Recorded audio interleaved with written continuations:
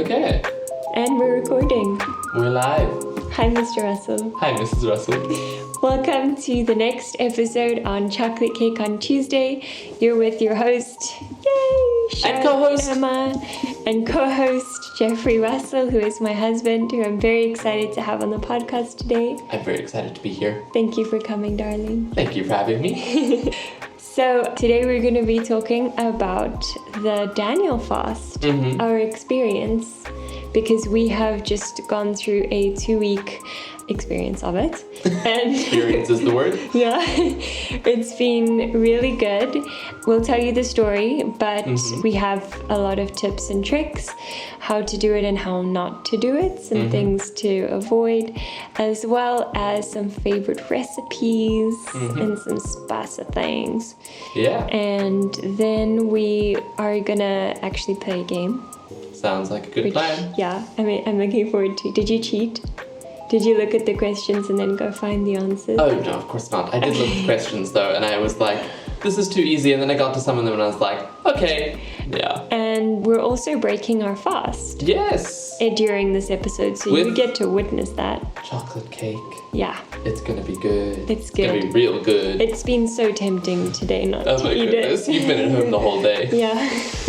You poor thing, I've been at work. Yeah. Fair share of food temptations at work. Do you have a lot of chocolates and things? No, well, yeah, the chocolates, but they're not as much of a temptation. It was the lunch and learn. There was like a watermelon salad with feta on it, and I was like, but it was like in the salad. I was Feta. Like, Dun, dun, I know. dun. No, the problem, like, it was that I would normally just have that and pull the feta out, but the feta was like crumbled all over it, so Oh no. I couldn't. I just wanted watermelon. Certainly not vegan friendly. No, not at all. Okay, so without further ado, I think everyone would like to know, what is the Daniel fast?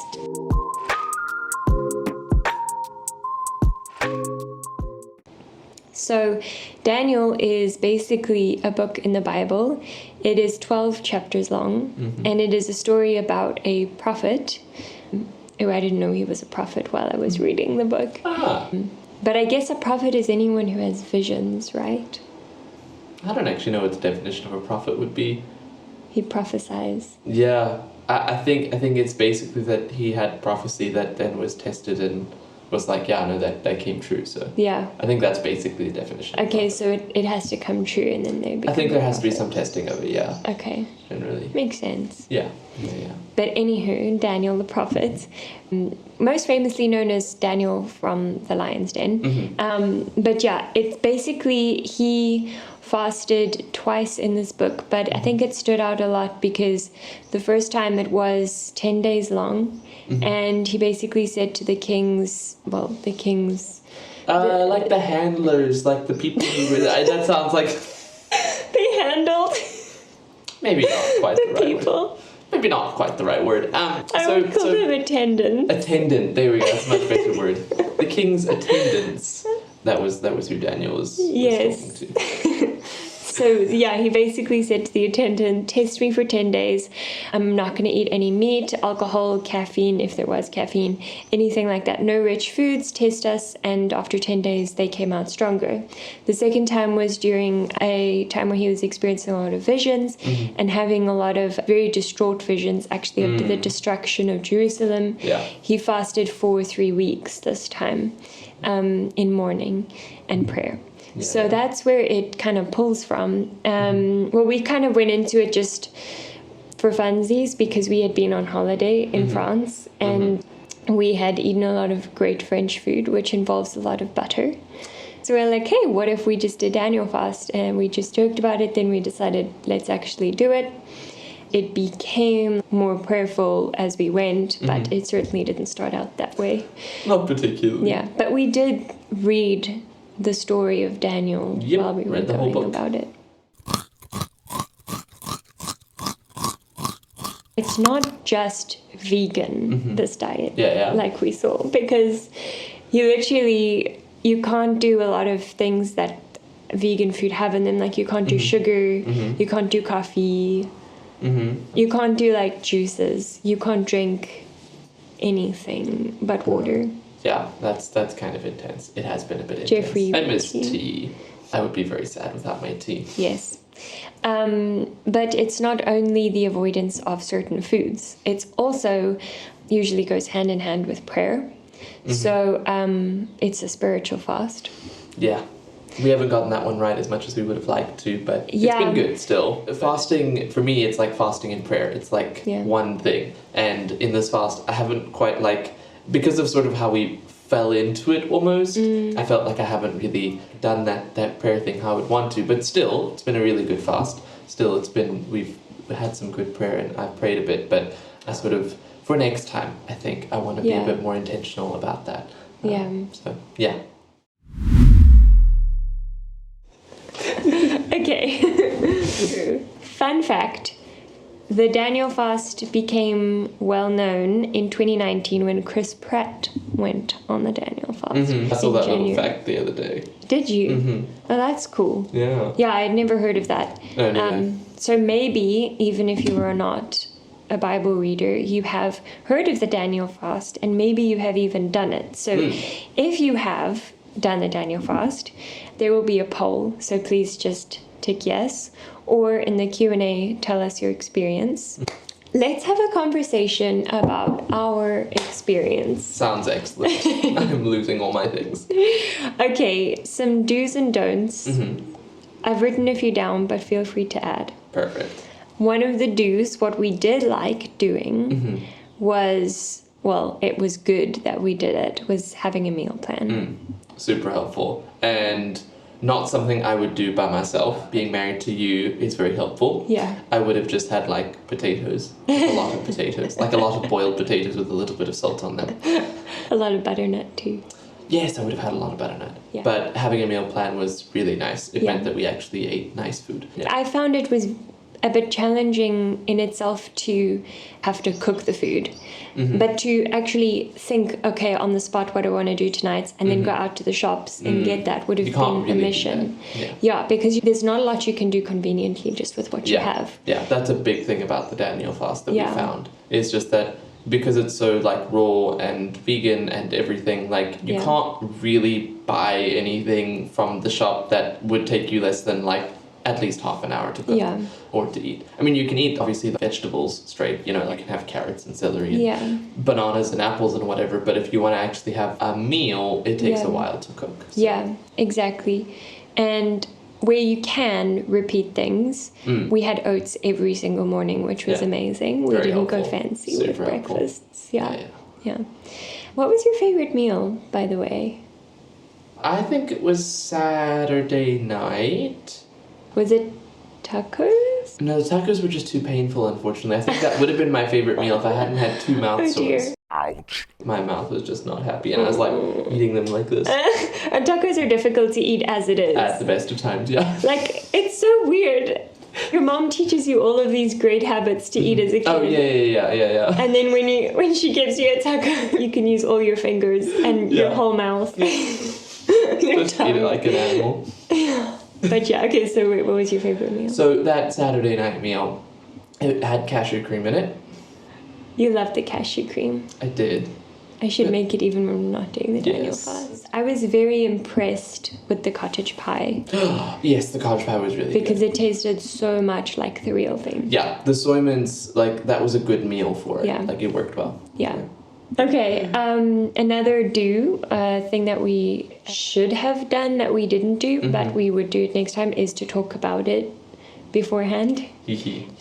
What our expectations are, what our desires are, what it means for each of us. Yeah, really important. That was sort of something where you don't want to discover halfway through, like we did, oh, you have a different picture of a Daniel fast from what I... Wait, you and I... What do you think about the Daniel fast? The middle of the fast is not the time to figure that out. It ended up being your favorite meal. Yeah. But afterwards, we had a fight because you hinted that it was not real Daniel fast. And I was upset because I thought it was real Daniel fast. Yeah, so for the first week, I have a confession here, which I've already said to you. But for the first week, I had been treating it like a Daniel diet. We're doing this Daniel-inspired fast. Because of the way that my family had done Daniel fasting. Yeah. And so I had done it when my family had done it, it was a fast, you know, like you really like, you give up stuff. It's difficult and you feel like you're starving the whole time. Mm-hmm. So to be on this sort of fast was very different, and it didn't meet my expectations of a fast. And so I had this underlying thing of like, I'm not really on a fast. And so when Charlotte had gone to all of this effort to do this and like, make a really delicious meal, I was like, well, this is really not fasting. And then that was not helpful because our expectations were just so unaligned and misaligned. I am rethinking what I was thinking, and I wish it had been more of a fast, and it wasn't so elaborate maybe in the meals, because it kind of almost defeats the point. In a sense it does, but also not. But like what we did was excellent, but I think it would be like doing it again, and we really want to make it a focused and intense fast, then we can do that. We can decide that beforehand. I think what we did was excellent. Yeah. Fasting is such a personal thing, which makes it more of a reason to talk about it. Yeah, 100%. Actually that's a good point about my background and Charlotte's background that's helpful here. So my family, like, they did fast, so I know how to fast. Going in, I had strong expectations and everything, and so it would have been helpful to actually talk about that, as you say, because it was such a personal thing. Yeah. I actually understand, like, where do we come from? How do we come to this topic? Yeah, because as much as we know, then we get married and we're like, oh there's another way of doing things. That's not how I know. That's beautiful. Yeah. Oh. And then do read the labels. So Jeffrey you were really good at this, because we'd go to the store and I'd be like, oh, it's pickles. That's vegan. I mean, yes, it's vegan, but that's fine for Daniel fast. And then you read the label. Well, what happened was actually I ate it first. I had a pickle, and I tasted it and I was like, this is sweet. No way this doesn't have sugar in it. And so I finished the pickle slightly guiltily, and I looked at the label and I was like, we should have looked at this before we ate it. But now that we're breaking fast, it means I can have lots of pickles. You have lots of pickles to eat. So look at the labels.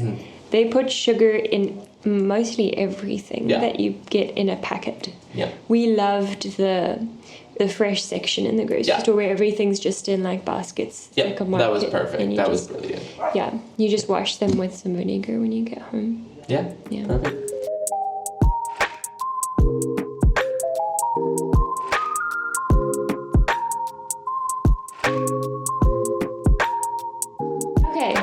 Don'ts, things that we didn't like, things that we wouldn't do again.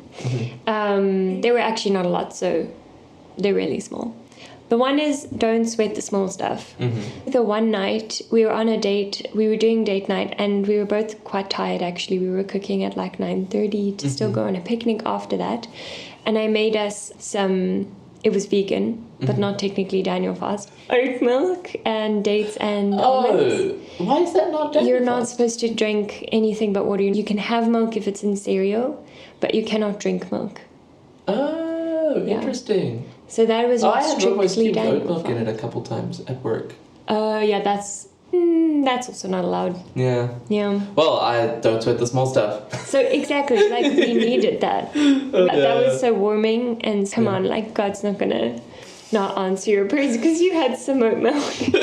So don't sweat the small stuff. It's fine. Have your oat milk if that's what you need. You're fasting a lot, so it's totally personal. Yeah. And I think just quickly on this one, it's way easier to do this one if you actually have a good idea of what you are doing and what you're not doing. For me, it's really helpful, and I don't know if everybody's like this, to have like that list in my head of what we are doing and what we're not, so that I can make that decision really easily of like, okay, well, am I going to do this or not? Yeah, it just reduces the cognitive burden. Like 100%. Yeah, even it could be really helpful to print out like a timetable with the meals that you're going to have and put it on the fridge so that everyone knows what's going on. And then as well to print out the foods that you aren't allowed and the foods that you are allowed. Yeah. And also stick that up somewhere. Oh yeah, and then the last one was don't fry the spring rolls. I don't know, like the recipe said either deep fry or keep them natural, and I feel like that was the right option. Yeah. Yeah, paper towel in your spring roll is not really that tasty. It's a long story. Yeah, go with natural. Don't fry them. You missed a point there. Oh, did Another one. Oh, yes. Don't expect it to be easy. Yeah. This is such an important one. Yeah. We've been talking a lot about the food. But I don't know about you, but spiritually, for me, 3 weeks, I don't know if it's been related to the Daniel fast, but like we also came back from holidays, so it was a bit of an anticlimax, but getting through that was harder, not having the usual comforts. And I think also when you are praying and actively seeking the Lord's will in something, then you might face opposition. Like that's not a strange thing when you're fasting. Yeah. And I think it's also psychologically helpful, like even just if you expect it to be easy going in, if it's easy, you're like, cool. If it's hard, it's like ridiculously hard. But if you go the other way around and you go in thinking, oh, this is going to be super difficult, if it ends up being easy, you're like, oh my goodness, this is great. Like it's even better. And if it ends up being difficult, you're like, oh my goodness, this is so difficult. But at least I knew going in, and you're like a little bit mentally prepared for it. It's always in this situation where you're doing something that is a little different, rather just expect it to be difficult. Yes. And it really is quite difficult. So like it's not a stupid expectation. Yeah. So, yeah. Exactly. It's a good challenge. Yeah. Okay. So the next part of our conversation I want to talk about is any tips for hosting. Yeah, because we did that a couple times. Yeah, we did. And we love hosting. Yeah. I think that it's one of our biggest desires in getting married was to be able to host together. We really, before getting married, we just had a lot of, pictures of us getting married and, being able to host together as a couple. We both really love it. Yeah, and, butternut flying everywhere. Yeah, wine spilled all over the shirt. Yeah, we wouldn't want to stop that in Daniel fast, and maybe you don't either. So what are some tips to host well? Yeah. Yes. So just one more thing on that. This is not just for people that host, because a big part about changing the way that you eat is that there's a social component to it. Yeah. And that applies even when you're not hosting. So when you go out with friends and you want to be able to eat with them, some of these tips will apply a little bit to that, and we'll go a little bit into that. But just this is not just, don't turn off if you don't enjoy hosting, because some of this is actually to do with just the social aspect of changing the way that you eat. Yeah. Carry on. No, that's cool.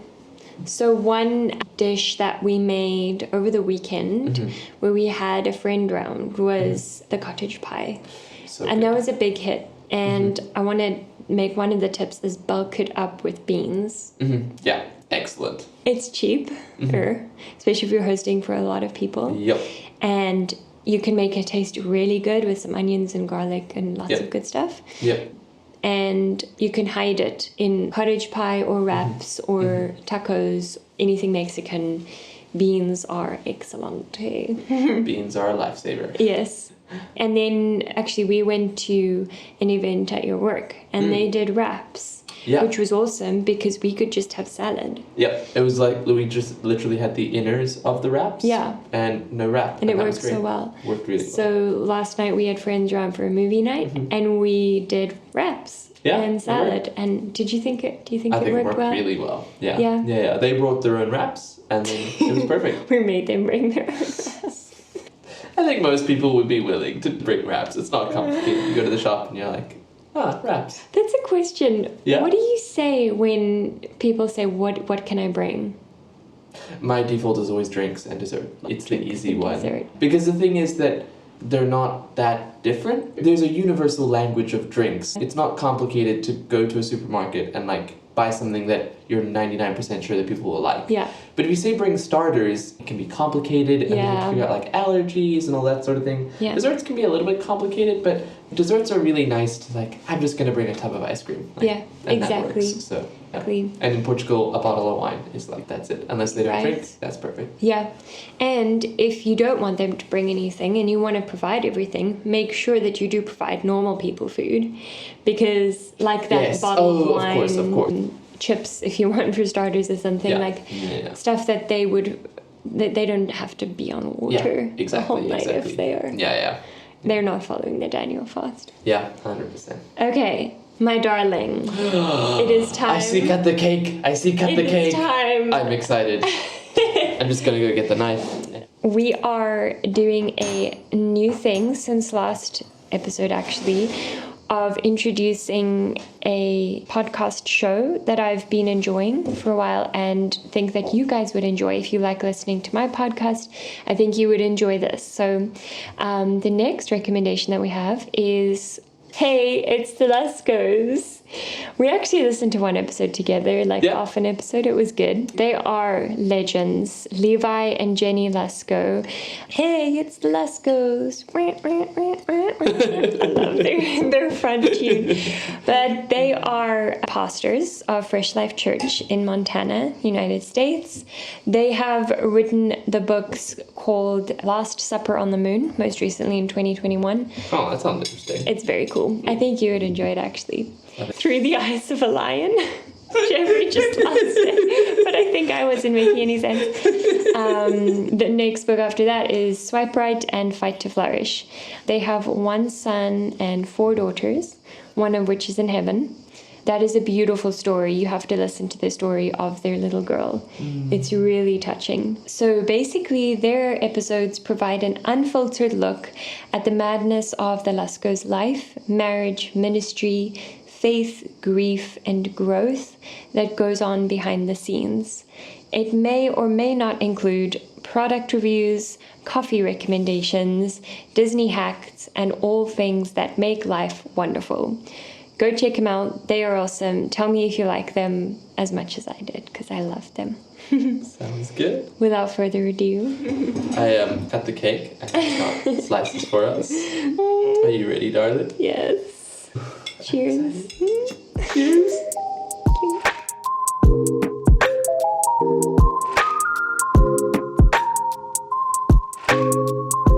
We are now going to play a little game. Please play along with us. I've tried to make the questions both easy, mid-level, and difficult. Impossibly I didn't know the difficult. answer. I do not know the answers. I have included a link above each question that will take us to the answers. So Okay. No worries about me cheating. I mean, I'm still worried, but thank you. I appreciate that. I don't cheat. I don't cheat. Okay. They're a mix of Daniel story questions and plant diet questions. Are you ready? Oh, yes, very much so. I'm going to beat We you. love quizzes. Okay. Number We're 1. playing against each other, right? Yeah. Good. Which country in the world has the largest share of vegetarians among the population? China, India, or Japan? I think India. I also think India. That's the only... the Hindu culture is vegetarian. Let's see what it says. India! Ah, well done. High five. 1-1. Cool beans. Okay, most mayonnaise products are not suitable for a vegan diet due to which ingredient? Butter, egg, or cow's milk? Okay, I think it's egg. Yeah, I also think it's egg. I didn't know that it didn't have butter or cow's milk in it. That's the thing for me as well. I'm Yeah. I could have, if they had said it had butter. Yeah. Egg. Yep, okay. Okay. 2-2. Cool. How many times is fasting mentioned in the Bible? Just give us a rough guess. 20 times? 70 times. 70, wow. It's a lot more than I thought. Yeah. It's Oh, a wow. lot. I'd be interested to Doesn't see how many points our listeners got. I'm also If you've been tracking, please tell us in the Q&A. Or just DM me, because maybe the Q&A is running out of questions that we can ask. Okay. Who is the king of Judah mentioned in Daniel 1, verse 1? I'm going to mispronounce these. Jehoiakim, Jehoahaz, Jordan, or Jehoshaphat? Well, I can immediately strike one off the terrible name King for it. Jordan. Yeah. It does not sound Old Testament at all. No. Or New Testament. Except the River Jordan. Right? So it is a Where did valid this name. come from? Jordan. Anyway, I don't know. So Jehoiakim, Jehoahaz, Jehoshaphat. Okay, I think I know what my guess is. Oh gosh. I'm gonna go with Jehoshaphat. 'Cause I've heard Okay, it. my guess is Jehoiakim. Jehoiakim. Okay. Let's see. I was right. Well done! So I have 3 points and you only have 2. Jehoiakim. Jehoiakim is the son of Josiah, and his name means Yahweh establishes. Oh, Interesting.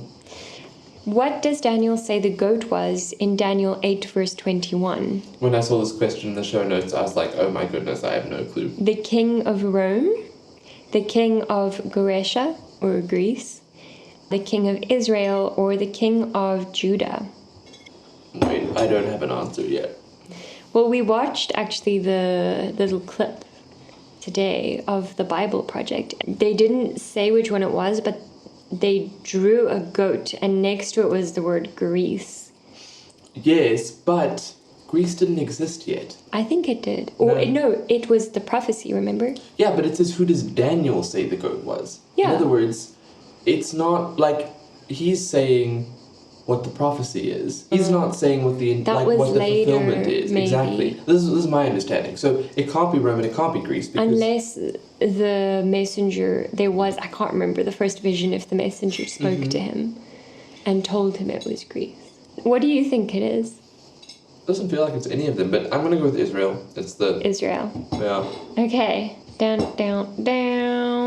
Grecia. What? Yep. Grecia refers to Greece, not the place of the same name that is in Costa Rica. Good to know. Good to know. Yeah.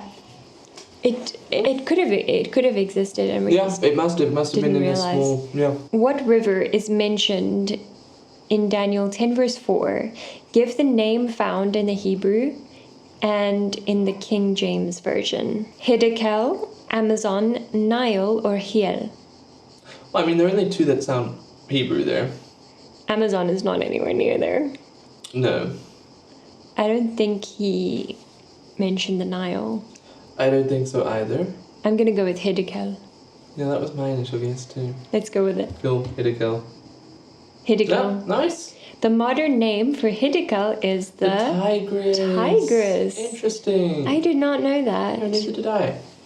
Wow. I think we would have read the Tigris in our versions. NIV and NLT. Okay, we're on to the next question, which is number 7. In Daniel 5, what did Daniel not get for interpreting some handwriting that was on the wall during a feast for the new king of Babylon? A wife of his choosing, a scarlet robe, third ruler of the kingdom, or a gold necklace? What did he not get? I know. What? Pick me. What? No, I'm not telling you. You have to pick your guess first. I think it's a gold necklace. So I'm 99% sure it's a wife of his choosing. He didn't get it? Yeah. Okay. Let's see. There we go. A wife of his choosing. Thank you. Wow. I have 4 points. No, I have 5, you have 4. For his interpretation, Daniel was given a scarlet robe, a gold necklace, and was made third ruler of the kingdom. That same night, Belshazzar was killed. Yep. Yeah. Hectic, man. Whose scroll was Daniel reading when he learned of the destruction of Jerusalem in Daniel 9? Ezekiel, Jeremiah, Abraham, or Noah? I think I actually know this one. Yeah? I know. Okay, cool. So it's Jeremiah. I remembered this. Yeah. Because I remember thinking, whoa, he was reading the same book that I read, I don't know when it was, a few months ago. Yeah. It's amazing. I don't know if that happens very often. Yeah, no, it doesn't. I don't think it happens much at all. Yeah. Fun fact, he was reading it because it was 70 years that he had been there, and he was checking it up, and he's being like, what's going on? Because it's been 70 years. Yes. And is this the time that it was talking about? And then the messenger came and was like, actually no, because Israel's still sinning. Yeah. It's going to go on for another 7 sets of 420, a long time. Yeah. Okay, now we get to some plant food questions. I have 6 and you have 5. Okay. Which is the smallest citrus fruit? Navel orange, yuzu, grapefruit, kumquat, or mandarin? So I have my guess. Okay. I think it's the mandarin. So I think it's the kumquat. I've never seen one. Have you? Yes, we have. Correct. Yes. Well done. They grow wild in Portugal. Really? Or not necessarily wild, but I've seen it once or twice in the shops. Wow. And I think it's very similar to the loquat, which is the one that our neighbor has. Yes. Yeah. Yes. It grows no bigger than a large olive. That's really small, actually. That's crazy. I didn't realize it was that small. Which of the following is not a real legume? Barlati bean, chickpea, flageolet bean, mung bean, Sean bean, red lentil.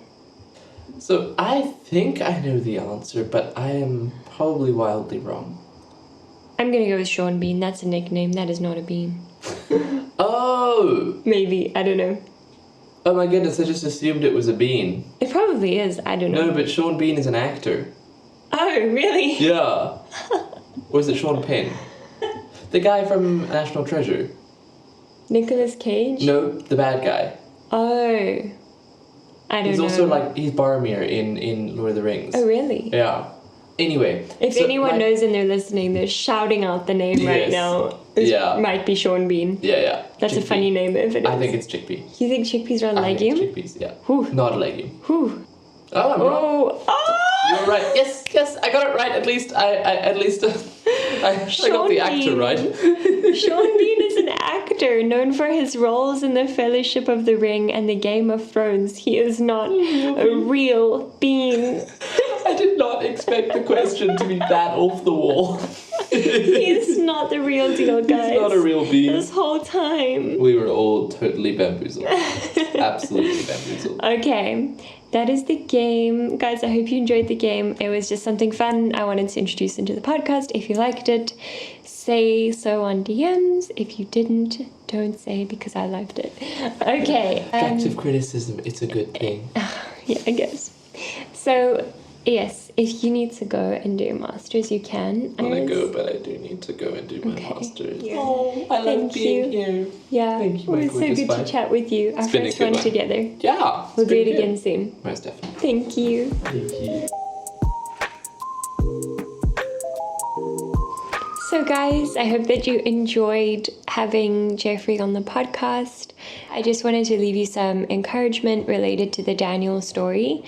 This was something that I sort of learned in my quiet time yesterday just by reading and praying, and I hope that it can encourage you too. Okay, so I'm going to be talking about the last 3 chapters of Daniel, which is 10, 11, and 12. I'll be reading from the NLT if you want to follow along. But basically what happens in these chapters is Daniel's vision after 3 weeks of fasting happens, where a man dressed in linen clothing with a body like a precious gem and eyes that flamed like torches visits him, and they have a conversation. In this conversation, after the conversation, the man says that I would like to reveal the truth to you about what you've seen and what is coming to pass in the future. So he does this about the kings in the north and the south. So there's this whole chapter 11, it's quite long, of this epic war that goes on between the North King and the South King. It's graphic, it's all the details, it's awesome. You should go read it. And then in chapter 12, this man foretells the end of time. So I'm going to read from chapter 10, and this is verse 10 to 14. Just then a hand touched me and lifted me, still trembling, to my hands and my knees. And then the man said to me, Daniel, you are very precious to God, so listen carefully to what I have to say to you. Stand up, for I have been sent to you. When he said this to me, I stood up, still trembling. Then he said, Don't be afraid, Daniel. Since the first day you began to pray for understanding and to humble yourself before God, your request has been heard in heaven. I have come in answer to your prayer, but for 21 days the spirit prince of the kingdom of Persia blocked my way. Then Michael, one of the archangels, came to me, and I left him there with the spirit prince of the kingdom of Persia. Now I am here to explain what will happen to your people in the future, for this vision concerns a time to come. What stood out to me here was when the messenger, who was portrayed as someone really beautiful, goes to Daniel and tells him that you were very precious to God. I think Daniel, having been fasting and mourning, would have maybe doubted, like, what was going on? Why isn't God answering his prayer? What's taking so long? Am I talking to thin air? Am I talking to myself here? That happens a lot with me as well, and maybe to you. This was such a good reminder. I read this a long time ago, I think, when I was still a teenager, and I just was reminded again that we are so precious to God, and as soon as we start praying, He is already sending out a command. A command has been sent from heaven. Sometimes we don't see the fruits of it straight away because God's timing is not within our timing. In fact, He created time, so He works outside of our time just to complicate things. So we can have full faith as we pray that He is listening and that He is moving in that moment as we're praying. That just gave me so much faith. I'm like, oh my gosh, I want to pray bold prayers. I want to pray bigger prayers, because if God's moving as I'm praying, just imagine what could happen. And it's also just encouraging how much it matters. And then I want to read from Daniel 10 again, but now verses 18 to 19. Then the one who looked like a man touched me again, and I felt my strength returning. Don't be afraid, he said, for you are very precious to God. Peace, be encouraged, be strong. As he spoke these words to me, I suddenly felt stronger and said to him, please speak to me, my Lord, for you have strengthened me. So if you are trusting God for something, or you're in the thick of it and you don't even have the capacity to stand in God's presence to ask Him for something, trust Him to strengthen you. You don't have to have the words to pray. You don't have to have impressive faith. He will strengthen you in your moment of weakness. So I pray that you have peace and that you are encouraged and that you are strong as you're hearing these words and you're trusting God for something, because He is our strength and He is our fortress. And then I want to read from Daniel 12, verse 9 to 13. But he said, go now, Daniel, for what I have said is kept secret and sealed until the time of the end. Many will be purified, cleansed, and refined by these trials, but the wicked will continue in their wickedness, and none of them will understand. Only those who are wise will know what it means. From the time the daily sacrifice is stopped and the sacrilegious object that causes desecration is set up to be worshipped, there will be 1290 days, and blessed are those who wait and remain until the end of the 1335 days. As for you, go your way until the end. You will rest, and then at the end of your days, you will rise again to receive the inheritance set aside for you. As for you, go your way until the end. You will rest, and then at the end of the days, you will rise again to receive the inheritance set aside for you. This was actually quite moving for me because it's such a big deal to have these sort of visions revealed to you. It's almost a bit unnatural and such a weight placed on Daniel. What do you do when you know that there will be suffering to come? You keep going. And I'm not discounting the suffering, because it's really sad actually that there will be suffering in this life. However, the Bible promises us here that many will be purified, cleansed, and refined by these trials. I pray that we are among those who are purified, cleansed, and refined, instead of becoming bitter and hard and doubting. God promises us that it will be worth it in the end, because we will come out beautiful and holy. He encourages us now that He's strengthened us. He said, you are precious. And now He says, now go.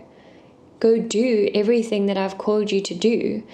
It doesn't end here. The end is still coming. At the end of the days, you will rise again to receive the inheritance set aside for you.